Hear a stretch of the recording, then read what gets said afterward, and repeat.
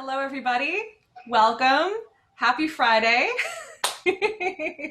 Thank you all so much for coming. I'm so happy to have you all here. Welcome, welcome, welcome. So I'm not sure, we might have a few stragglers jumping on, but I'll keep an eye out on that. Most important, hello, everyone.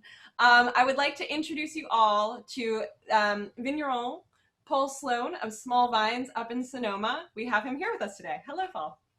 Hello. How's everyone this evening? And feel free, you guys, obviously, as usual, the chat is always open. Feel free to unmute, unmic yourselves too, if you wanna say hi. Come on in. Always, always possible. We are taking a good approach today, since Paul is so great. He's really excited to hear your questions. So I know I've talked him up a lot in terms of how much he's able to share with us, which is awesome. But please, please, please don't be shy about just anything that top of mind, anything that comes up. Ask it. Either unmute yourself or go ahead and put it in the chat. I'm going to be real good at keeping on that. But for those of you who also did join us with the wines today, we're going to taste in a different order. So we're going to go ahead and we're going to start actually with our Pinot Noir. This is sort of the Burgundian tasting. And then we're going to move to our Rosé. And then we're going to finish with the beautiful Sonoma County Chardonnay.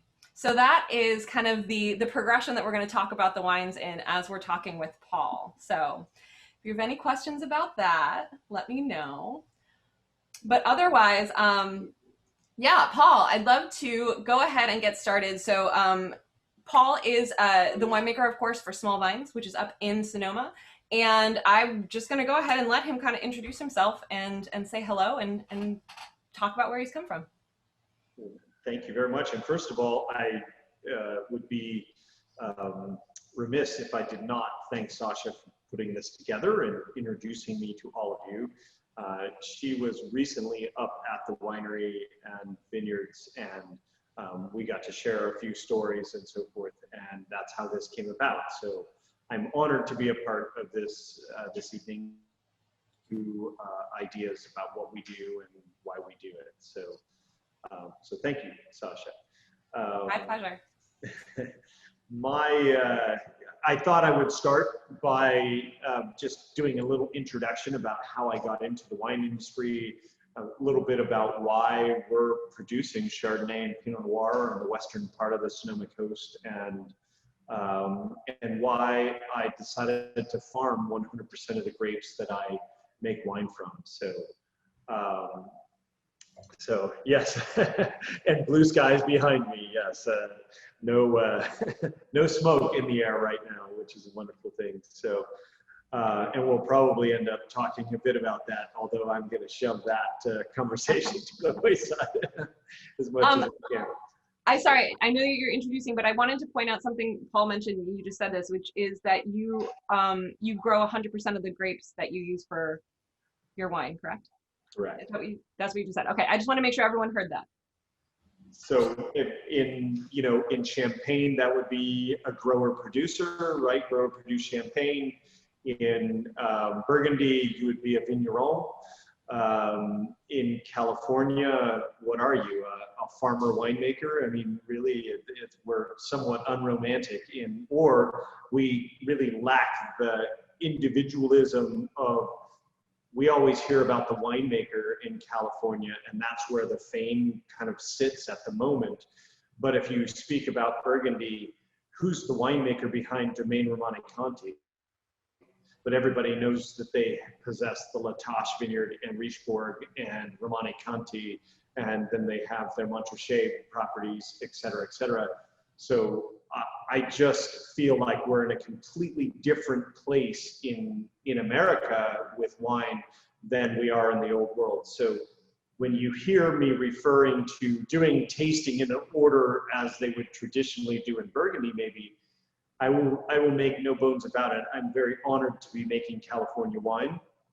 But a lot of my practices, a lot of my learning and education and research has come from the old world, because I think they're centuries ahead of us in their understanding of how important the sense of place is in the wines. So just as a reference point, I thought I'd bring that up. So my passion for wine developed in a very young age. I had been working in the restaurant industry from the time I was 14 until I left the restaurant industry when I was 23. And well, actually it was more like 25 because I continued to write wine lists for several years after that. But it wasn't until I was 19 that I worked at a wonderful restaurant owned by a Swiss-French couple. And even though I was 19, they wouldn't let me drink Pinot Noir at the end of the evening, but every night they opened a bottle of Pinot Noir and they would let me smell it. And they would talk about the aromatics. And you know, I'd never heard of anyone gushing about such a variety as Pinot Noir. So I knew with their conversation, the dialogue about how many different aromas they were getting, the complexity, what dish, what fresh fish or what, you know, protein chef had gotten in that he was going to serve on the menu the next night, and how this wine was going to pair with that, etc. So that was kind of my introduction to Pinot Noir. But the day I turned 21, I was working at a wonderful restaurant up here in Sonoma County, where I was born and raised. And it was called John Ash and Company. And we had one of those amazing wine lists. We had the Grand Award from the Wine Spectator.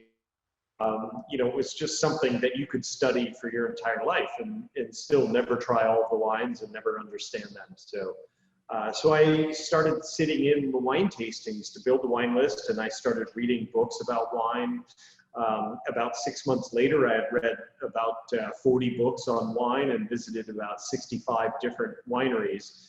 And this was back when there were only 300 wineries in the state of California. Now there are over 3,000 wineries in the state of California. So I had visited a good percentage of every Pinot Noir and Chardonnay producer that existed, as well as many other varieties.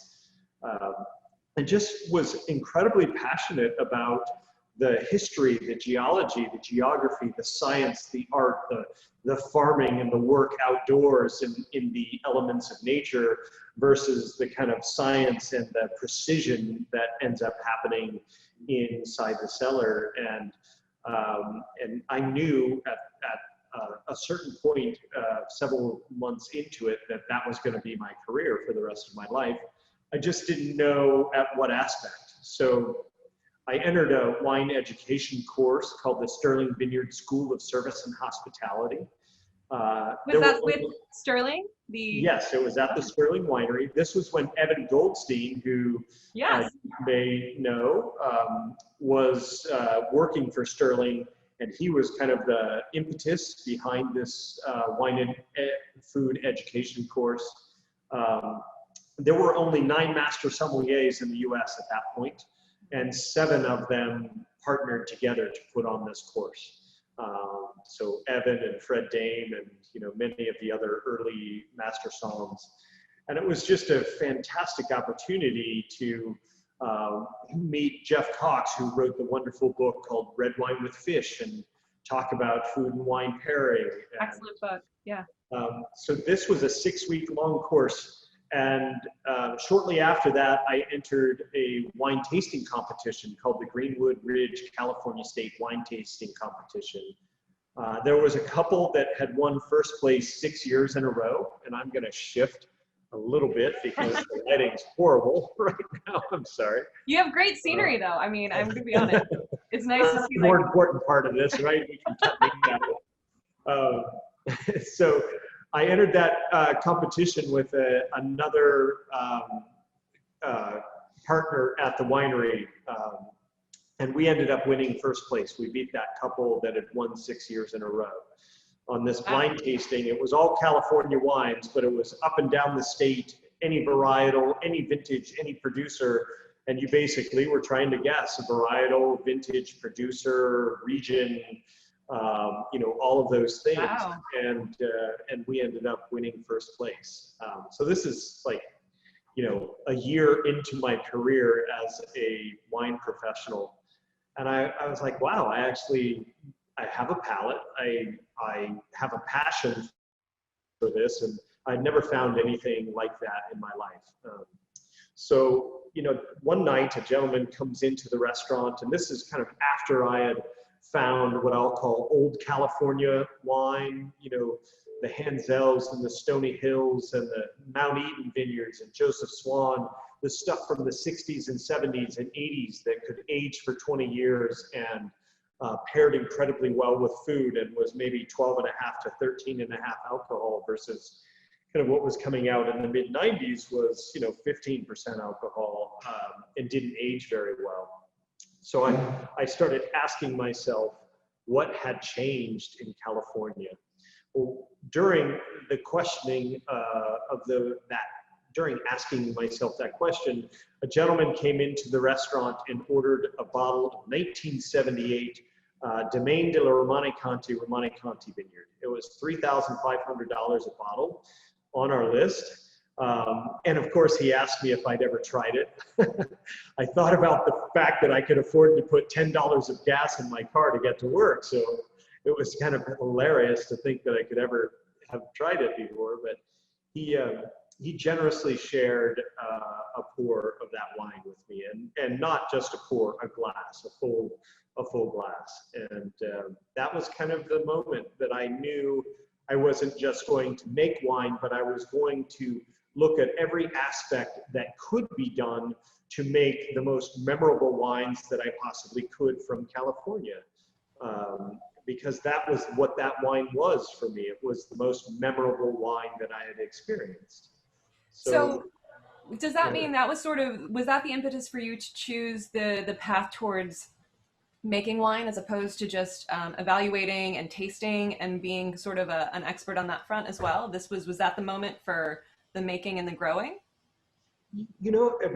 I describe my career a lot as a series of kind of, the cartoons where you see the light bulb going off in people's minds. There's like a series of light bulbs going off. So there's no one particular thing, but just a connecting of the dots almost that. So I grew up on a 250-acre horse and cattle ranch here in Sonoma County. My grandparents moved from Pennsylvania. My grandfather fancied himself a cowboy, even though he was a doctor. So kind of his hobby was ranching.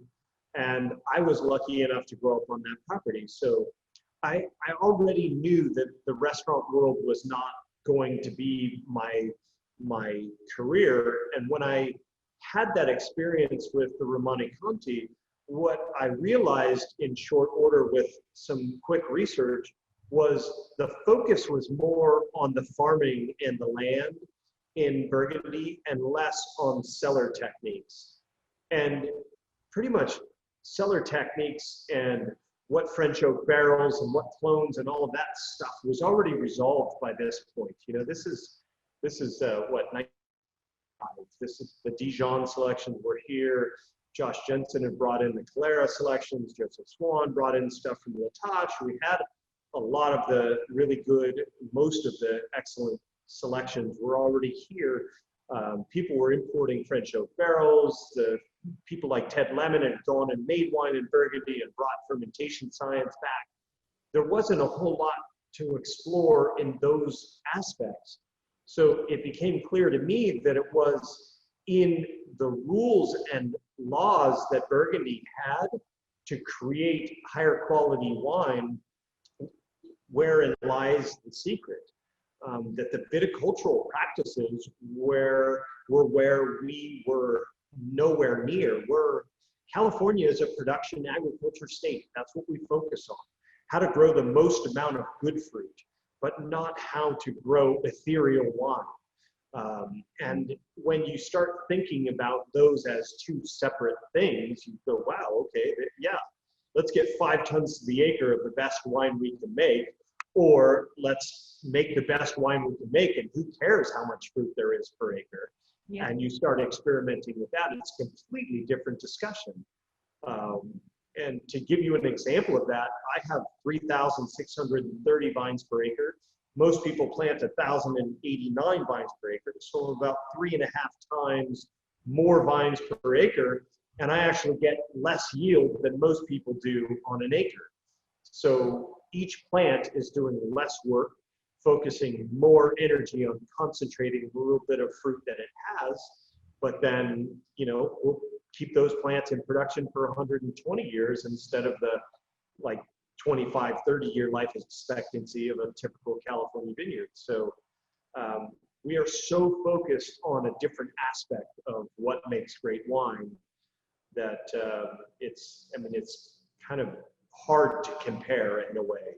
It's hard. And you know, Sasha, you were here, you saw our neighbor's vineyard, and I did. the number of shoots per vine. So I think this is a great transition into talking about your vineyard specifically and how you, because Dan is asking a question here about, I'll read it in just a moment. What I thought maybe we would do right now, since we're talking also about great wine, maybe we should taste our Pinot Noir. Perhaps this is an excellent opportunity to start the tasting. So, I'd love to hear just kind of you talk about in terms of your growing. You just focus on Pinot Noir and Chardonnay, correct? Correct. And so this one is, of course, the Sonoma Coast, your 2017. So please share a little bit with us about this wine.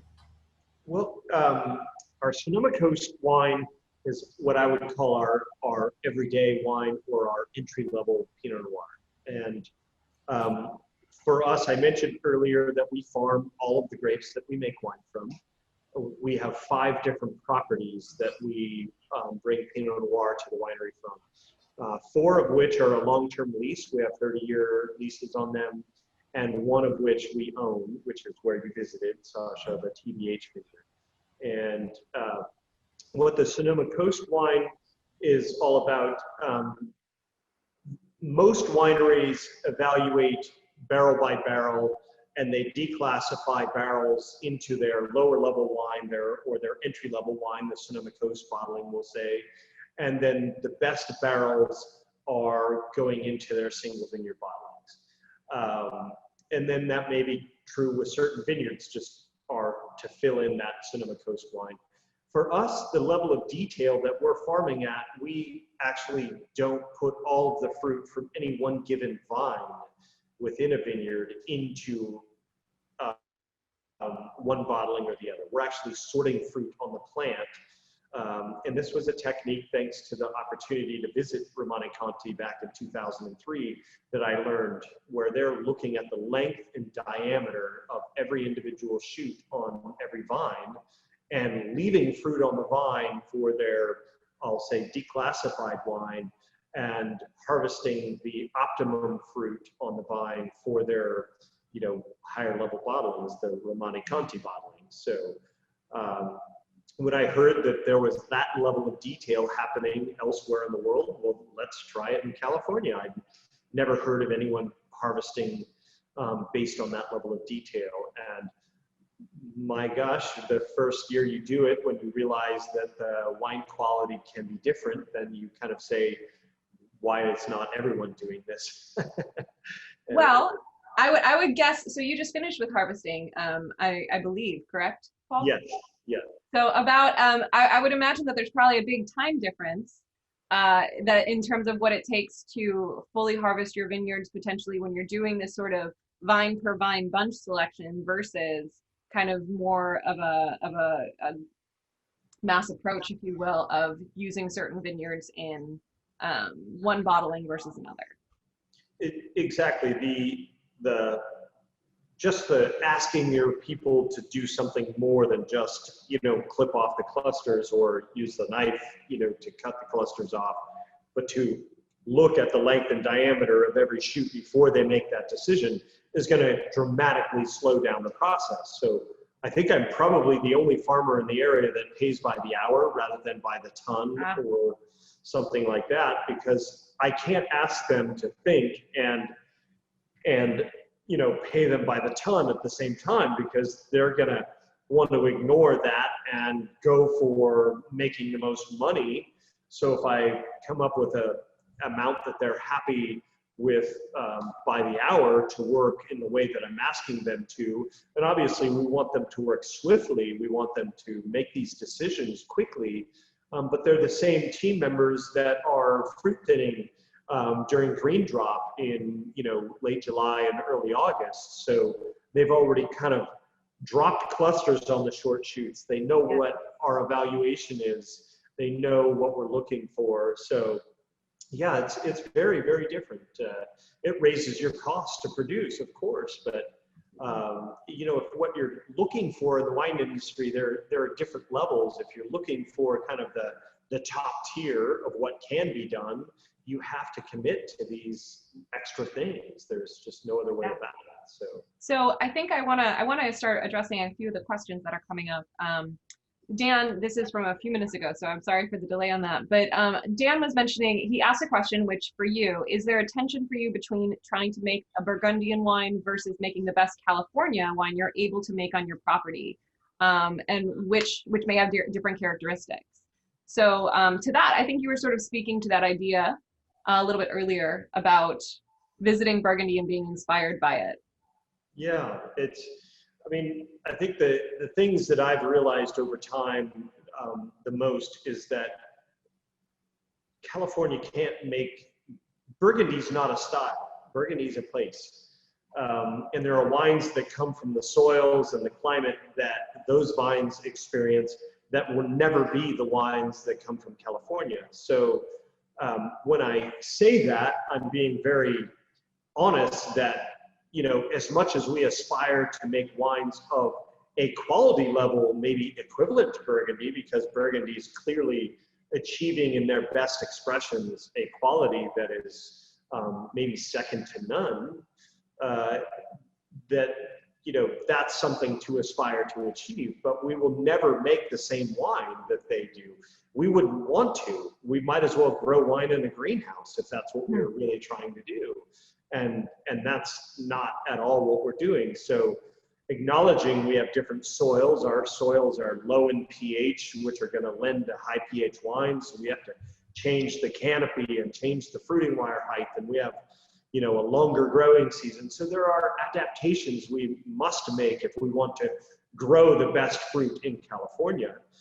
But something that we are aspiring to achieve, and why we plant such a narrow vine row, is we want to achieve wines that are more traditional. We want to, in my opinion, Chardonnay and Pinot Noir that are between 12.5% alcohol and 13.5% alcohol that's the range where I see the greatest expression of these varieties. And when you have a 15% alcohol Pinot Noir, it's a different wine. It's a very different expression of that grape. And to me, it tastes more similar to other varieties. And I would rather drink a Syrah at 14.5 if that's what I feel like drinking than drink a Pinot at 14.5.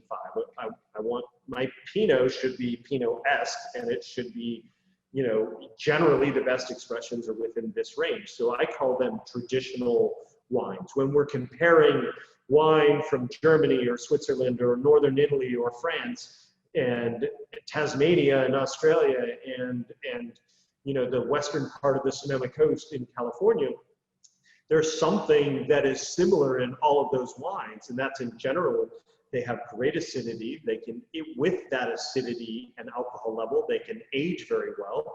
They have pretty perfume. They're elegant wines.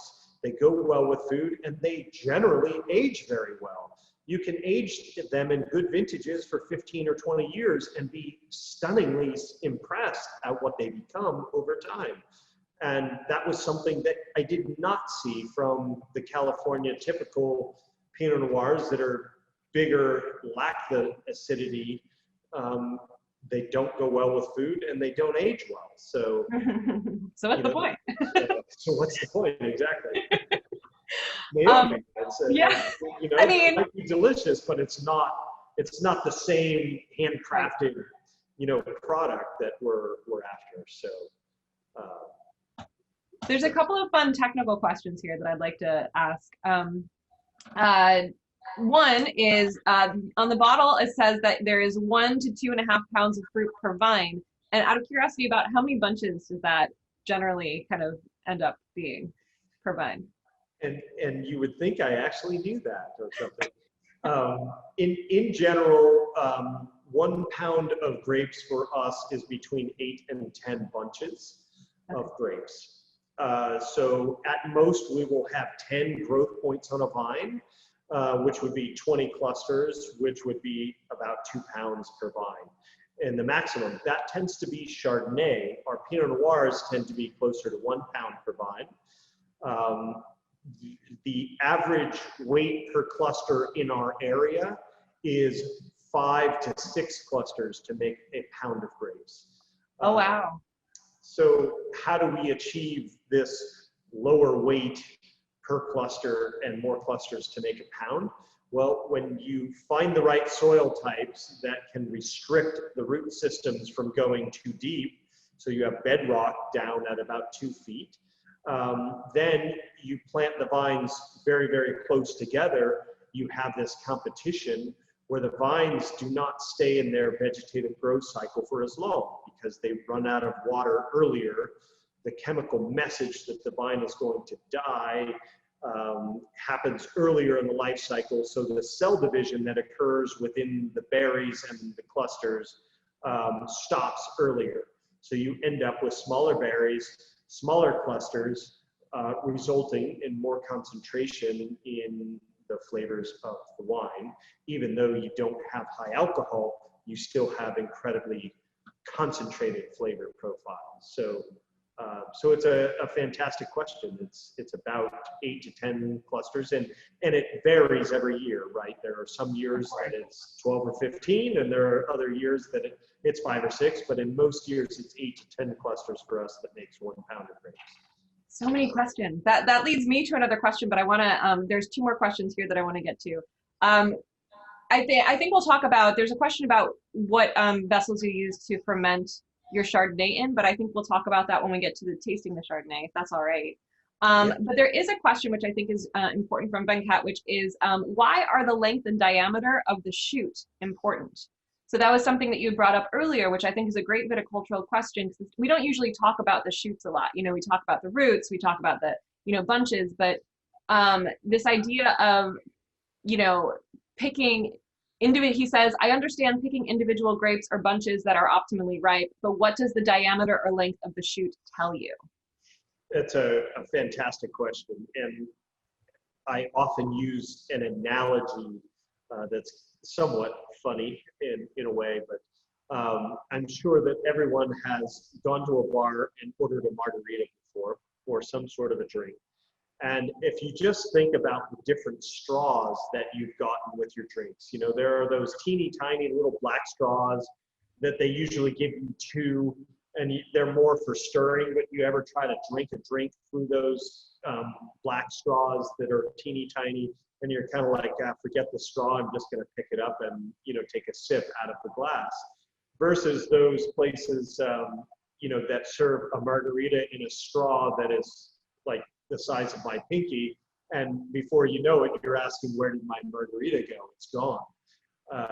And if you think about the fact that a vine is literally, there's a straw, the vascular system of the plant. You've got your chlorophyll on your leaf that's facing the sun, and that is the draw. The sun is literally the suction aspect through chlorophyll from the root system that is tapped into the water and the nutrients down in the soil. And the sun is pulling this liquid through the plant. So when you get to a shoot that is very small in diameter, not appropriate, not the size of my pinky, but much smaller than that, the vascular flow to the clusters on that shoot is going to be less. So the flavor development of that cluster is going to happen more slowly. This is exactly why we leave that fruit on the vine and we pick the fruit from the optimal length and diameter shoots first. Not because the sugar is higher in the optimal length and it's lower in the smaller. The sugar, believe it or not, is generally uniform throughout the plant. It's the flavor development that is not there. So the Sonoma Coast wine that we're having will always be our highest alcohol Pinot Noir, because we leave it on the vine waiting for flavor development. It's not a bad thing, because it's also the wine that generally sells into restaurants for the wine by the glass program and that sort of thing. One of the ways people learn about our wines. So to have a wine that's a little more approachable earlier in its youth versus, say, our single vineyard wines that are maybe a little lower in alcohol, lower in pH, a little more austere and need more time, more cellar development before they're really ready to enjoy. So that's a fantastic question. You're getting into some pretty deep research and science on my end. But I've never even thought about that. So I'm so glad Venkat asked that question, because I certainly have never, it's one of those things that you just don't think about. Right. And we have a couple more great questions about the Pinot Noir, which is wonderful. One question is regarding the tannins in the smaller berries, and how, you know, you control the tannins when the berries are smaller like that with the Pinot Noir. And then also, just to kind of tag on that, there's a question about the your process for making this Pinot Noir, if there's any carbonic maceration, or what that is allowing the freshness and the grapefruit character without being overly fruit bomby. What's sort of the process for in the winery that allows this expression to be so beautiful? Well, I think I may kind of combine both of those questions, because it comes down a lot to harvest decision. So for tannin management, what we're looking for is harvesting the grapes, I will say, at the front end of phenolic maturity. So that's kind of an interesting word, right? But the phenolics in a red wine the phenol compounds come from the skins, obviously. So, so we're looking for the front edge of that. We're not looking for the back end where it's kind of baked fruit characteristics and really, you know, deeply developed. We're looking for a very fresh side to the wine. And so harvesting early does kind of sometimes give you less mature tannins, and it's something that we're looking at with you're looking at the base elements for harvest decisions of what are the numbers, what's the pH, what's the sugar level, and what's the TA, what's the potassium level, a lot of things, the malate, etc. But fundamentally, if it doesn't quite taste ready to make wine from, then it's not. And in 2020, this was a very, very important part of our harvesting. We can go into that discussion in a little bit.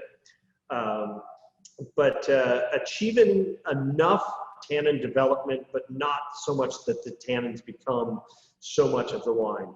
Then there's fermentation management. So we're drinking the Sonoma Coast wine, which the fruit that is harvested specifically for this wine is 100% destemmed fruit, because it also includes vines that we have to irrigate. We dry farm 95, 98% of all of our vines. If we have to irrigate a vine, we declassify the fruit into the Sonoma Coast bottling, and we destem all of that fruit. So what is that? Why is that, out of curiosity? What is the choice to destem for the irrigation? One of my pet peeves is when you make wine in a way in the cellar that you change the fruit that you brought in. Irrigation changes the fruit. It adds this very peppery, white pepper sort of off component for the sake, in my opinion, for the sake of saying you use whole cluster. But it's always about what makes the best wine. It has nothing to do with what percent whole cluster are you and what's cool or hip or whatever might be happening in the wine fad world.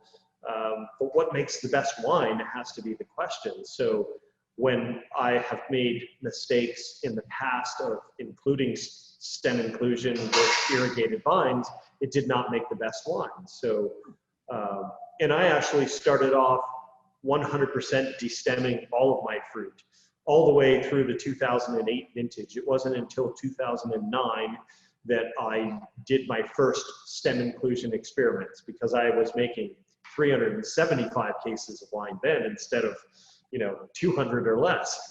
So we had really grown, and I had enough fruit that I could run experiments with. So kind of what I've learned over the years is it's about sap flow, sap exchange from the plant to the cluster of grapes. And we actually are looking with a loupe and a light in the middle of the night to see if there's sap exchange, if there's sap welling up when we're cutting our clusters. And that helps us make the final determination on how much stem inclusion we're going to use. Wow. So if I can dry farm a vine, there's going to be very little sap exchange. When the plant is kind of ready to give up, the phenolic maturity is there in the fruit, but it's still early on. There's no sap exchange, or very little. So when you make that cut, not much sap is going to be extracted. And it's the sap that has that kind of white pepper, strong characteristic that maybe we love in Syrah, but isn't something that you want so prevalent in Pinot Noir. So I did 2 very high level fermentations this year with whole cluster, 75% for one, 100% for the other. And that was an experiment. So when you talk about extended maceration or carbonic maceration, when you include stems and the berries are still connected to that stem, it's harder for the yeast to get in and have access to the juice. So the fermentation will be a slower, cooler temperature, longer maceration with whole cluster than it will be with destemmed fruit. The destemmed fruit has an opening, the yeast can get in, more juice is available, fermentations tend to be warmer, tend to be faster, not necessarily better or worse, but knowing your fruit well, knowing your vines well, can help you make the decision on each case what makes the best one. So that's kind of why we'll never buy fruit from anyone, because we're obsessed with knowing this before we ever come to harvest, knowing where the fruit is. And you still ask questions, right? You're still always pushing the limits, but that knowingness beyond spending 5 days in the vineyard versus 265 days in a vineyard is just, there's nothing that surpasses that. Yeah. That adage of the best fertilizer in the world is the shadow of the grower. That's absolutely the truth. So I've never heard that, but that makes a lot. I like that a lot. I'm gonna just transition us for a moment to move on to our second wine here. And I think it's really useful because we're talking about now in the winery, we're talking about fermentation, and we're talking a little bit about that maceration and the skin contact, which is of course, we're moving into this rosé, which I think is absolutely lovely. When I had it, Paul was very kind to pour me some while I was finishing my lunch from the car while I was visiting. It washed it down beautifully, but it was also, it's beautiful and refreshing. So please tell us a little bit about the process of making rosé and when you started making rosé and how you chose to make this specific style. Yeah, I'm sorry I haven't spent as much time talking about the wines as I do about the vines, but I think it's okay. The perspective of what I think needs to happen, the shift of where things I think are headed in California. But rosé is a really fun wine to produce. I didn't start making rosé until 2012, and that was the same year I started making Chardonnay. I'd made one Chardonnay before in 2007, but it was 1 barrel, and so I had a lot of learning to do. But the rosé was truly inspired by a gift from Jeff Kruth, who's a master sommelier that was running a wine program up here in Sonoma County at the Farmhouse Inn, one of the best properties and restaurants up here in Sonoma County. And he gave me a bottle of grower champagne that was Egliore Brut Rosé. And I was absolutely fascinated by the level of tannin and depth to this wine. I loved rosé already at this point, but I had never had a rosé that had kind of so much depth, so many layers, that had this textural aspect, a hint of tannin. Many rosés are kind of so pale and thin that they kind of lack that kind of, I'll say, happy medium between red wine and white wine, which is where I love rosé at. So that bottle really intrigued me. So in 2012, shortly after tasting that, when we harvested fruit, I harvested some of the areas that I always struggled with. They were the areas that I went back and harvested later trying to make Pinot Noir from them, but they didn't make the best Pinot Noir because maybe they were a little close to trees and they didn't have the same color development or something like that. So I had all these areas mapped out in my vineyards, and I would try to go back 3 weeks later. Well, in 2012, I decided to harvest it earlier and try to make rosé from it. Of course, I completely missed the boat. I harvested way too late. I let it ferment too hot. I didn't stop malolactic fermentation in time, and all of these sort of, things that happened that the rude awakening of how ignorant I was of how to make great rosé. And the rude awakening of how hard it is. It's actually, in my opinion, it's kind of harder to make a great rosé. It's easy to make rosé. Rosé is just something that can kind of come out of any cellar, and people can put, $29 price on it, and bam, there's rosé, and, drink it now and don't save it because it's not going to be good tomorrow. But we wanted to make something like great rosé of Champagne that if somebody had a bottle 7 years later, they were like, wow, that's really amazing. Like this, we can actually age rosé from California. This is truly Champagne level wine without bubbles in it, sort of approach. So then we kind of had another experiment as we started getting a little better at making the wine. In 2014, we had a little more juice than we had ever had before to make rosé from, mostly because we had a new vineyard that was coming online, and it wouldn't fit in the stainless steel fermenter that I had for rosé. So I was kind of like, what do I do with this remaining juice? And it's, for me as a farmer picking grapes and making wine, I didn't have a lot of time to decide. So I grabbed the oldest red wine barrel that I had, and I just put the remainder in this old, it was a 2003, red wine barrel that I was thinking about getting rid of. And albeit when I came back to it a few weeks later and it had finished fermenting, what was in the oak barrel was far better than what was in the stainless barrel. So then the following year, I did 50% in barrel after doing more research, and 50% in stainless, and now we're 100% barrel fermented rosé with no new oak, obviously, but just what I felt was really expressing itself was the aromatics by fermenting in oak. It's so bright. Yeah. So. Sorry, go ahead. No, I'm sorry. But no, I love hearing that, because I think a lot of times we do associate, that fresh fruitiness and always with stainless steel. And the fermentation, which I think we're going to probably talk about as with the Chardonnay when we talk about those vessels, but the oak fermentation for the Chardonnay is part of what gives it that structure that gives the ageability, right? So and also thinking about this as a wine for aging and talking about how you assist the structure development in your wine. Obviously, that's your job as a winemaker, right? In the most natural way possible.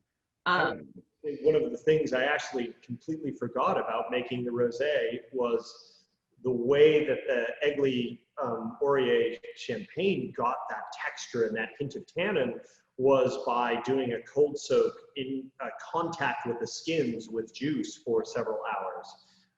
So we've been doing that for the past 7 years or so. We've been experimenting with different time frames of skin contact, and we'll destem the fruit before we press it off, and we'll let it sit on its skins with the contact there, and that's where the little extra hint of tannin is coming from in the wine. that I think makes it incredibly diverse. This is probably, of all of our wines, the most diverse wine with food, that you can have it with spicy Mexican food to, you know, oysters on the half shell, and it works in every situation. It's just amazing how diverse it is. So.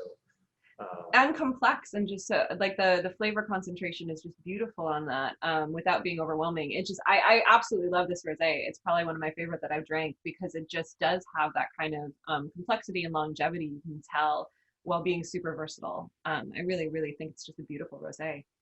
Thank you. Thank you. I mean, you are welcome. Thank you.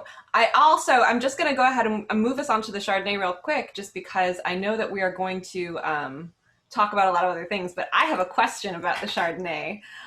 In addition to what kind of vessel it's being fermented in, you made a comment earlier about when we were talking about the cluster sizes and how many clusters per vine there were, you mentioned that usually it's the Chardonnays that are more close to the 2 pounds versus the Pinot Noir. And I'm very intrigued by that, as to what that sort of is referencing and what that means and why. Well, it's a couple of different things. Chardonnay just has a larger cluster and larger berry size in general than Pinot Noir, or at least the selections of Pinot Noir I'm working with and feel make the best wines. So that's predominantly why. But then there's the other aspect of it, that Chardonnay is not as negatively impacted by the quantity of fruit per vine as Pinot Noir is. So one of the first books that I read was the Oxford Companion to Wine from Jancis Robinson. Not a book, it's just an encyclopedia. Some light reading. Some light reading, but when you want to learn about wine, you know, you talk about getting the definitions of things down pat from the very beginning. So I read that book from cover to cover, yes.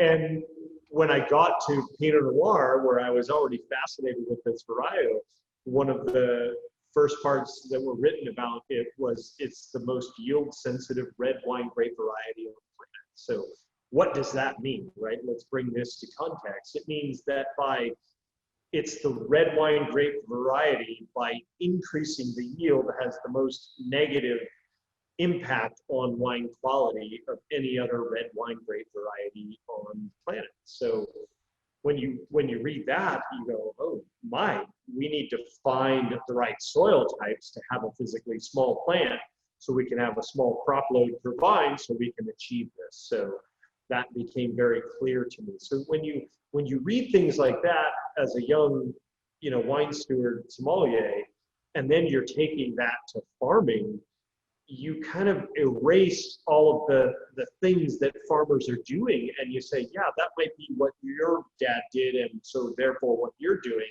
but that's not how we have to start. If you're starting from scratch, we can start with a different philosophy, a different philosophical development for this. And in California, you know, let's face it, we have the climate, we can over-ripen a heavy crop, no problem. And we just ripen beyond all of our errors in farming, and then we add acid and add water in the cellar and remove alcohol, and we find ways to deal with it. That's always been our excuse. But if you really want to make the greatest expressions of Pinot Noir, you can't overcrop and then over-ripen. If you want to make a wine, and we haven't even discussed winemaking from the philosophy of what I call low input winemaking, because to me, natural winemaking has become such a kind of catastrophic disaster of discussions. Low input winemaking, how many inputs do you have into the wine that you produce? And I can honestly say with 100% of these wines that you're trying, the only input is sulfur. You'd call an oak barrel an input into the wine, but if sulfur is the only thing I'm adding to that wine, and there are 74 registered chemicals that can be added thanks to the FDA registering them, and we don't have to put any of them on the label except for sulfur, what's in the wine you're buying from Costco or from wherever? You know, so to make wine from that level of purity, that passion for kind of making this pure wine that is just grapes with no yeast added, with no acid added, with no adjustments, that you're truly harvesting it at the kind of culmination of sugar and acidity being perfect, and mindfully watching that in the cellar turn into wine, that's a whole different challenge than what California does. I mean, the 85% of what comes out of California is highly manipulated wine, and I don't drink that. I can't. I don't feel well when I drink it. Yeah. So it's like if I ate Doritos potato chips every day, I wouldn't feel well. I would feel like I was loading my body up with chemistry, and so that's kind of how passionate I am about natural or low input wine. So, yeah, there is no over ripening as an option for me. It's get it right from when you prune in January, set the right crop amount, and then, take every berry you can to the winery. We don't drop half of our crop. I see this on people's websites and I say, yeah, you drop half of your crop 2 weeks before you harvest it.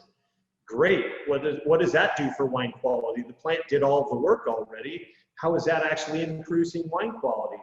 You have to set your crop load in January when you prune your vines. You don't leave twice as many shoots as you need on the plant and then drop half the crop when Mother Nature, determines how much fruit you set. And that's kind of more the mentality, because we have no regulations in California. We have nobody saying, here's how many shoots you can have on a vine. Here's the crop load we want. Here's the hectoliters per hectare. We're just the Wild West. We can do whatever we want and then market our way through. This is great wine, which is kind of what we do. So sorry if I'm kind of cutting. No, I love it. There's some passion in there. I appreciate frustrating it. to me though.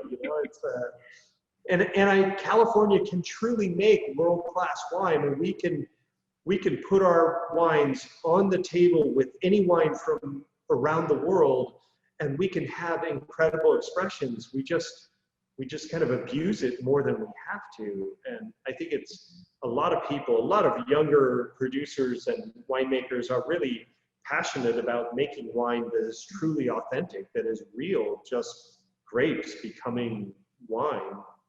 And it's really fun. It's exciting to see. So It is. I think that's, I feel like the generations to come and moving forward, there's so much attention towards that, which is a wonderful thing. And the more the merrier, people thinking that way. There's a couple of questions in here. One is regarding canopy management, and how you use the canopy management for your crop yielding and for managing ripening in your vineyards. The other question is, what is sulfur, from Dan, which is a joke. But it does lead me to a question, because we just had a talk about sulfur dioxide and sulfur and sulfites on Wednesday. So I'm curious in terms of what type you use and when you do introduce that into your winemaking process. And then also we want to know what kind of a vessel we ferment our Chardonnay in. Okay, well, three questions, and I'm going to start with the one I'm most passionate about, canopy management. Yes. So a lot of people have told me there's no way you can farm Chardonnay organically where we grow grapes. It's too foggy, it's too cold, it's too wet. I farm Chardonnay organically. I've been farming it organically since 1998. And it comes down to, why in Burgundy did the government develop a law in the 1940s where you can't have more than 10 shoots per meter on your vines, and they actually regulate that. And if you own a Grand Cru vineyard and you have 11 shoots on a vine, then you cannot put Grand Cru on your label, and they regulate that. So why is that? It's one number, primarily it's to control yield. It's the more shoots you have, the more clusters you can have. You can have up to 2 clusters on a growth point or a shoot on a vine. So if you have 15 shoots, you have, half again more crop load than you would if you had 10 shoots. So they regulate at 10. But there's also a very kind of natural underlying rule that a perfectly balanced vine will have about 3.5 to 4 inches between every node on the shoot as it grows. The node will put out a leaf on each node. So if you have 3.5 to 4 inches between a node and you're cane pruning, you lay that cane down onto the wire. What does that give you? About a hand's width distance between the shoots, 3.5 to 4 inches between each shoot that's going to develop out of that bud next year. That spacing allows for no cluster to be touching another cluster. It allows for the leaves not to be too overlapped, for them to be maybe like this rather than matted on top of each other where no airflow can get through that. So if you have, like most people do in my area, they have 50 or 60 shoots on a vine within 5 feet, then you have to start stripping leaves off, which overexposes the fruit to the sun, which changes the pH, which also changes the sugar level of the fruit. You have to use synthetic systemic chemicals that enter the plant tissue and move throughout the plant, because contact, you can no longer get good enough contact from your fungicides to protect the fruit. So these are fundamental things that when Burgundy started looking at wine quality decreasing because of all the chemistry that was learned during World War II and now becoming available to farmers, and they saw wine quality dropping dramatically, they said, wait a minute, we're not taking this approach. There's too much bad wine in the world. Burgundy is going to stay at a high level of quality, and these are our regulations. So they didn't allow the irrigation, they didn't allow more than 10 shoots per meter, et cetera, et cetera. So our canopy management follows those rules very strictly. It's not appropriate for every site, so we will not plant a vineyard if the site is not appropriate for it. We'll tell them to talk to one of the other vineyard managers in the area, or quite frankly, I say plant corner tomatoes. It shouldn't be a vineyard, but you know, nobody listens to me for that. Their land is vineyard land in their mind. So, so maybe not so good for my business development at the moment, but you know, I have to stand for something, I guess. So, so the other aspect to it is there are 2 different approaches. Most people kind of stuff growth points between a wire, and we actually use clips to separate every individual growth point to keep them vertical. I believe that every leaf is basically a mini solar panel. And if a shoot is crossing another shoot, the leaves are not going to be looking at the sun. They're going to be looking at the backside of another leaf.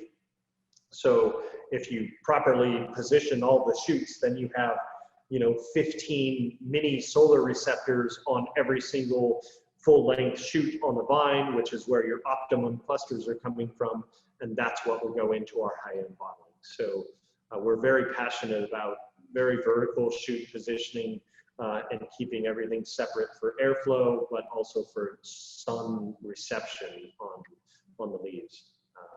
So that was a great question. I'm sorry I took so long to answer. I'm so happy you did. What was the next question? Well, there's a couple. One was, my question was, which we can kind of get back to, which was just sort of, I was interested about your inclusion of sulfur in the winemaking process, when you use it and why. We don't need to spend a lot of time on that though, but two more questions from my beautiful guests that I would like to make sure you get to. Would be just a little, we'll talk about, we can finish chatting a little bit about the Chardonnay. And also, Dan had a question about that you had mentioned Literai, and curious about other winemakers and other California winemakers that you appreciate their approach to winemaking, and you appreciate their wines as well, that are sort of the same philosophy as you.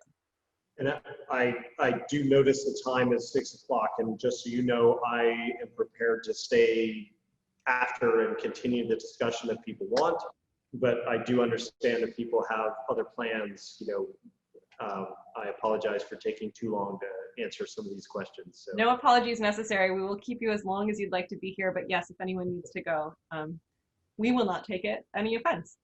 So sulfur, it's a fantastic discussion. There are 2 different approaches, and I'll call it UC Davis squeaky clean winemaking, add copious quantities of sulfur to fruit when it arrives at the winery, then add yeast to guarantee a certain fermentation style, and then add more sulfur the minute that it finishes, then add a bacteria to go through malolactic fermentation, and you end up using about 10 times more sulfur throughout the winemaking process than our approach, which is little to no sulfur when the fruit arrives. And this is based on the condition of the fruit. And not in every year is the fruit so perfect that you can do no sulfur or should do no sulfur. So what I have learned through my years, because I used to be more adamant at no sulfur, but then you can have more instances of volatile acidity or Brettanomyces or other issues developing in the wine that are far more intrusive than using maybe 35 parts or 25 parts per million of sulfur up front, which is such a small amount that you still go through native, or I'll say ambient, yeast fermentation for primary, and native bacterial conversion through malolactic. And so it's a very small amount, but I've noticed that it's decreased any other, or it's helped to decrease other issues from developing in the cellar. So, you know, depending on what might be the issue, is it botrytis, or maybe a small amount of powdery mildew, or a small amount of bird damage, or the raccoons that are probably one of the biggest problems for me is raccoons. We've got a 24-inch fruiting wire height, so they can just walk along and just pluck berries, and that, you know, on the tip of the rachis, you can have these little, you know, bacterial infections happening. So we've often, you know, will add small amounts of sulfur. We often go completely no sulfur if the fruit is just spectacular and we feel very confident. So what that means is when you do native, primary, and secondary, for reds, we're usually not adding any more sulfur until post-malolactic fermentation, which will be sometime in December or January. And we keep the wines at about 25 parts in barrel of free sulfur once we do that. Most of our wines go to bottle with less than 100 parts per million of sulfur, which, for those of you that know the regulations in Europe on natural wine, if you're 100 parts or less, you're considered a natural wine in European winemaking. We don't have any of those rules in America, so kind of a different discussion. But yeah, so sulfur use is minimal to none in fruit processing, which helps keep the overall sulfur additions far lower through the whole process. But we do use it as a protectant and preservative. And to all of the research I've done, it's really the only option at the moment. And you know, if anybody eats dried fruit or beef jerky or canned tuna fish, you know, you're getting 1,000 parts per million in that, and we're talking less than 100 in our wine. So it's an interesting discussion because it comes up in almost every tasting that I do. Yeah. Yet it's really it's the spirits industry that is, you know, lobbied for wine to have to put contained sulfides on it way back. Really? Yeah. I don't know this. I didn't know that.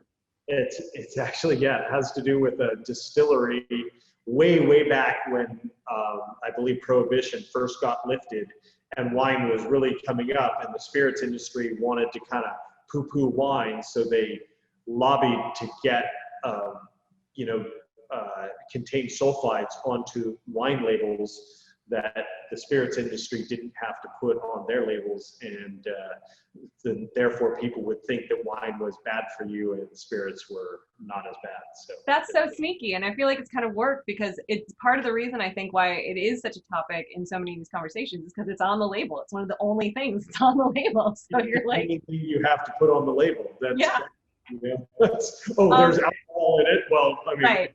And And then don't drink if you're pregnant. sulfides. But yeah, it was a complete lobby, thing back in the day with the spirits industry trying to keep the wine industry at bay. So I had no idea. it needs to be changed, but try changing the TTP. It's not easy. So When was the last time anything was changed with them? so sorry, I got off on a topic again. No, I love it. This is why we have you here, Paul. Honestly, we like your tangents. That's the goal. Another question just about sulfur, and then we can go and talk more about the Chardonnay or whatever else anyone has questions for, so we don't keep Paul all night as much as we'd like to. But for what conditions when the fruit comes in calls for more sulfur? I think you kind of talked about that with the like the raccoons and stuff, but anything else that might increase the needs for sulfur as you bring the grapes in? I would say, damage, like if sunburn or, heat stress, if the fruit was somewhat raisinated, we try not to let that happen in our vineyards, especially with how narrow the vine rows are. We see very little of that. But mostly it's physical damage from either mildew or botrytis or physical damage from deer or raccoons or birds or something like that would cause it. So in a year like this, we had very, very little of anything. The birds actually, believe it or not, were the biggest issue, probably the worst I've seen in the 22 years I've been farming. They were finding ways into the vineyards we had completely netted. And some of the theories that we're working on to understand this is how little rain we got in the winter was creating an environment where they were looking for water in the berries of the grapes, and they were kind of tenacious in trying to find some moisture for themselves. And then the fires broke out, and that actually dislocated a lot of birds and those kind of what I'll call local finches, and they were all locals. They were not like the starlings that you've heard about. So that kind of brought more birds to the area and brought birds. So that was kind of in a surprising, scenario this year that we'd not seen. So always something new. Yeah. So Chardonnay fermentation, what do I do? Started off in both stainless and neutral oak with a small amount of new oak. Started off with about 15% new oak. Now we're down to about 3 to 5% new oak, if even that. We don't use stainless anymore. Once again, that aspect of aromatics that I talked about in the rosé kind of came about with a realization that to me, aromatics in the wine, I don't drink my Chardonnay. This is another topic. I don't drink my Chardonnay at 55 or 38 degrees refrigerator. I drink it at room temperature. I drink it at the same temperature practically as my red wine. Mm-hmm. And that's because the aromatics are really pretty when it's warmer.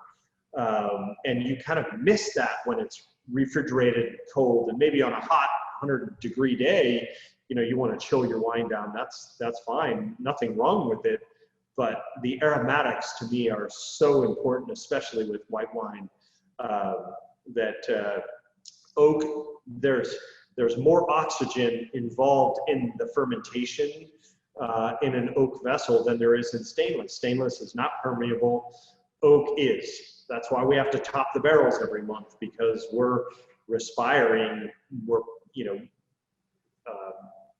Due to lack of humidity, we're perspiring water through the wood. So there's oxygen also getting into the wine, and that's what helps develop the wine. So, so I love the way that the aromatics are lifted by the little bit more oxygen that's involved in the fermentation. So I see a few more questions coming in. I think we have a couple more. Are you okay with just a couple more questions? Yeah, I'll I'll shorten my responses. Okay, great.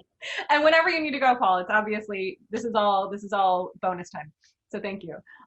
So one of the questions, which this is probably going to be a fun one, how, while you're harvesting this year, are you preparing for next year? Like, how does the process of this year's harvest speak to next year's crop? And then, of course, we do have some questions about the smoke. So how many days you had to deal with a heavy smoke blanket, and how it did affect your harvest, if at all. And then, of course, the malolactic fermentation, which we have malolactic fermentation on this, yes? Let's address ML first because that has to do with the Chardonnay, and then we'll kind of wrap that conversation up. The site that I'm farming for Chardonnay, and with the vineyard spacing being much narrower, we preserve so much more acidity that the pH is very, very low in the fruit when we feel it's ready to harvest. So we do let it go through 100% malolactic fermentation. This year we're making sparkling wine for the first time, and that actually had to do with the fires. None of the rest of the Chardonnay was ripe when the fires started. So I said, well, at least I'm going to harvest 2 tons for sparkling wine, and I'll have something 5 years from now that we can celebrate about 2020. Maybe it's the only thing we'll have to celebrate about 2020. So we're making sparkling wine, and we will stop malolactic fermentation on the sparkling wine that we're producing this year. So it's kind of something that I think we evaluate every year, but so far from this vineyard, we have not had to arrest or stop ML. We try to let it go through naturally to just kind of keep the enamel on everyone's teeth for a little longer. So that was a funny joke. It was very funny. Sorry. Maybe my scientific humor is. No, it's just everyone's on mute. You couldn't hear the laughter. There was a lot of it. It was very robust. So blame it on Zoom. The smoke and harvest for this year, I think, was the next question, if I'm not mistaken. The question was how many days did you have to deal specifically with smoke, and how did it affect the harvest? And then moving from that would be kind of like how during harvest you kind of prepare for your next year. So let's talk about preparing for next year first, and then we'll kind of end with the 2020 harvest and call it an evening after that. Sounds great. I need a drink after talking about that one. Sure. So next year's harvest, so during the harvest of this year, the main thing that I'm thinking about, as I'm generally the one driving tractor through the vineyard, bringing the fruit out of the vineyard, not machine harvesting. We pick everything by hand with shears, but actually using the tractor to carry the fruit out of the vineyard. And the main thing that I'm looking at is, what is the vine condition? Do I want to irrigate the vines post-harvest to allow them to build more carbohydrate storage to kind of start their year more energetic for next year? Or is the vineyard maybe a little more vigorous than I want it, and I don't want to irrigate, let the vines completely defoliate earlier to not build up as much carbohydrate storage, so the vines maybe aren't as strong the following year? So those are, at harvest time, the biggest decisions.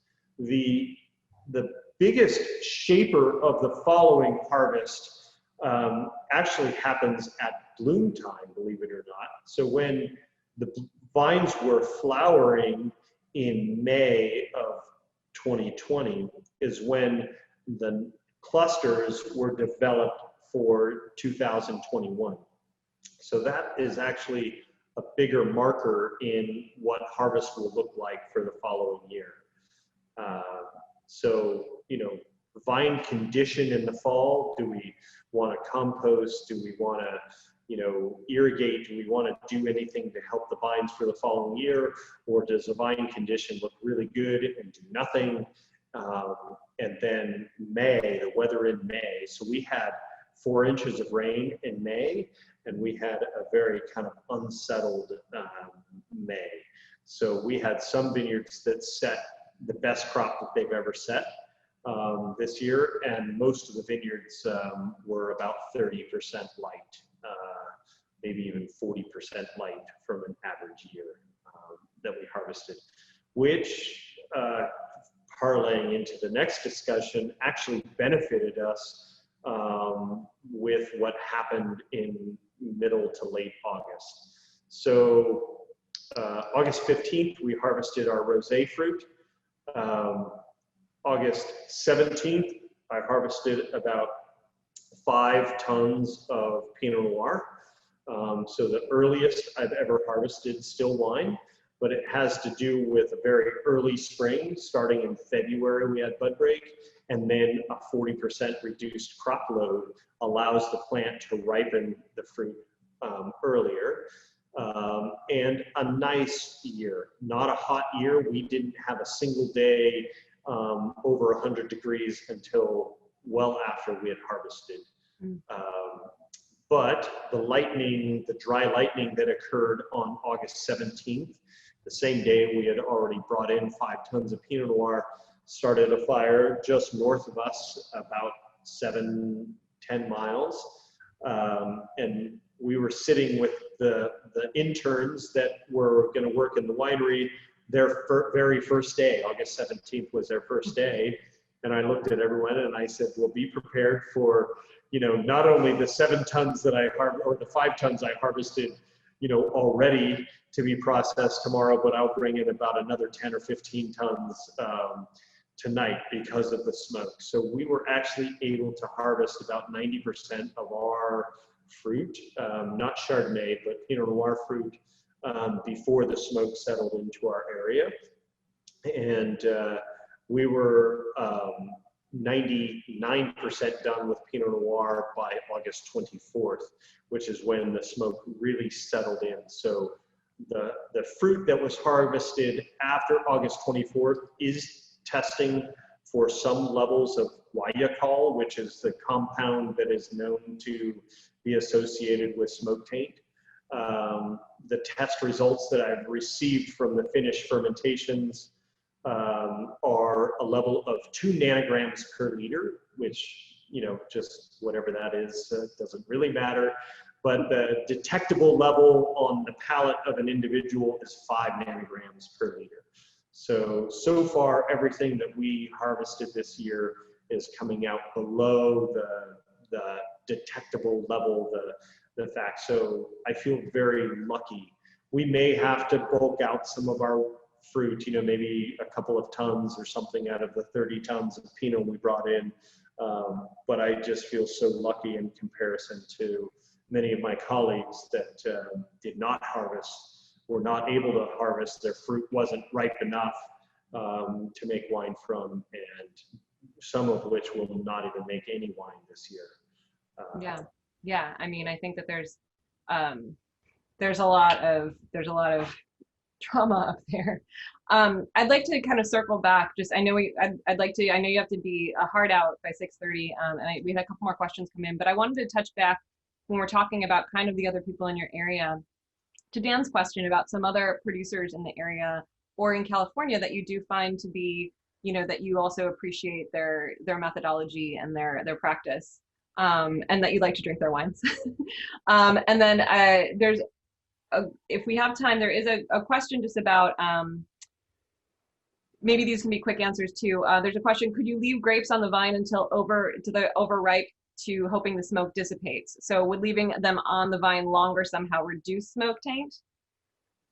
I'll address that question quickly, and then we'll go back to other producers. So my understanding is no, that once it's inside the plant and it's actually absorbed through the plant tissue and then kind of pushed into the fruit along with the nutrient flow coming from the roots, etc.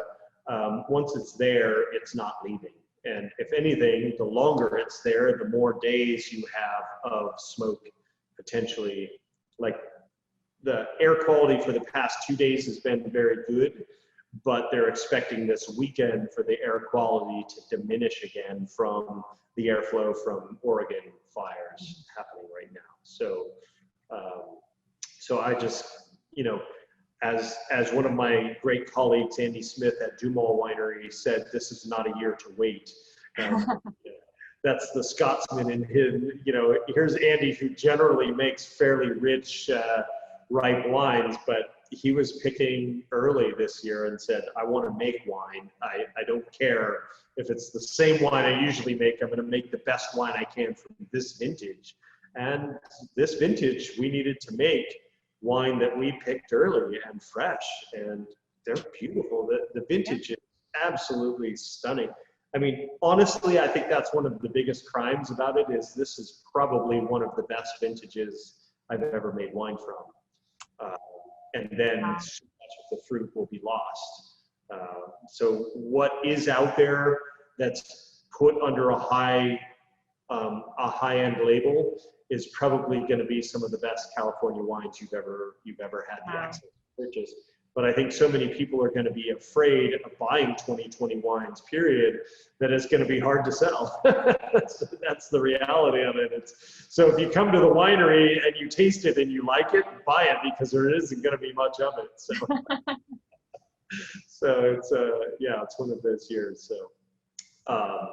So let's see, who are the other producers that I respect? And the reality is there are so many, and I find myself drawing blanks on listing enough of them, but there's an association that I'm a member of, and if you guys have heard of it, which many of you may have, the West Sonoma Coast Vintners Association.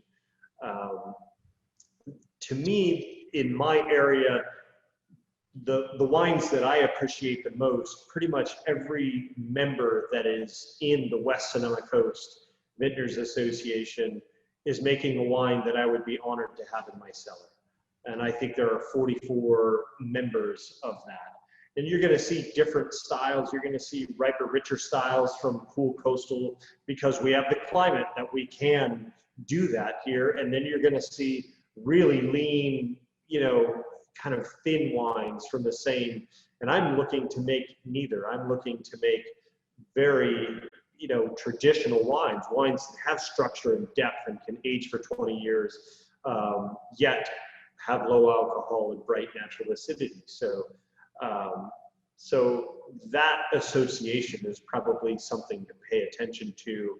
If you like the kind of wines that I've been talking about this evening, you will not be remiss in purchasing any of the wines in that association. I haven't had one that I wasn't kind of wowed by yet. So it's kind of neat to be a part of that. So that's great. That sounds like a lot of options, which is always fun. The more the merrier. Look at the names and then visit their websites and see if they, and then hopefully visit them when you come up to Sonoma. Which I think should be maybe my next segue is I wish and hope to get to meet each and every one of you in person where I actually get to hear your story because you've already heard mine. So please come up and visit us. Come up to Sonoma County and the fires are out. It's a beautiful time of year.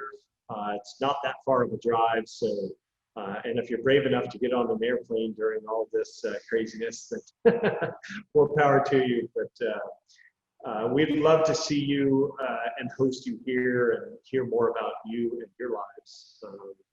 And Sasha, thank you so much for inviting me to be a part of this discussion tonight. 100% my pleasure. Like I said, I think I got the winning end of the stick, so thank you.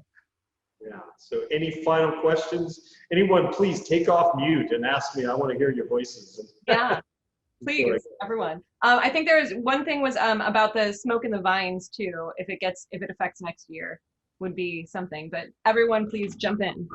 Yeah, no science with that, and any ash falling on the ground is good fertilizer. So no science behind a residual effect for next year of smoke in the vine. It's that current crop year. So, Dan, did you have a question?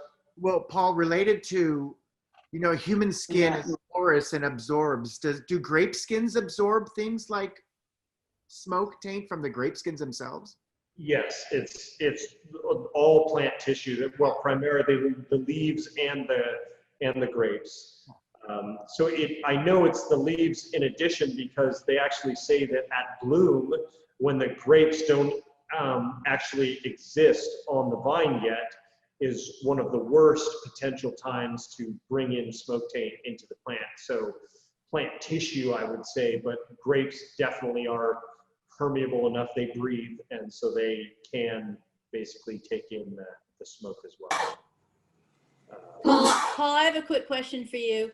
Once you got your fruit in, how do you protect your winery? I mean, how do you protect the smoke and ash from getting into your winery once the fruit's safely in? That's a great question. So, we have roll-up doors in the building, and we tend to, keep the doors closed as much as possible. The beautiful thing about the natural aspect of wine fermenting is it puts off CO2. So it's off-gassing, right? So it's basically self-protecting during fermentation. Otherwise, it would be far worse. So we keep the doors closed as much as possible. When the air quality is good, we turn on our night air cooling to basically refresh the air inside the building, which, we have louvers in the walls and fans in the ceiling to basically cycle cold air in. So we were watching the air quality levels and so forth, and then turning that on to freshen the air in the building. But the beauty of it is that it was during fermentation, and CO2 was the natural protector. And even before fermentation, we used dry ice to create a CO2 blanket over the fruit as another layer of protection. So, but yeah, something I hope we don't have to deal with on a regular basis. So any other questions or? Well, it was a really wonderful evening for me talking at you. And Thank you so much. Absolutely. Thank you very much. If we were in person, I think it would be a lot more dynamic and a lot more of a discussion. So,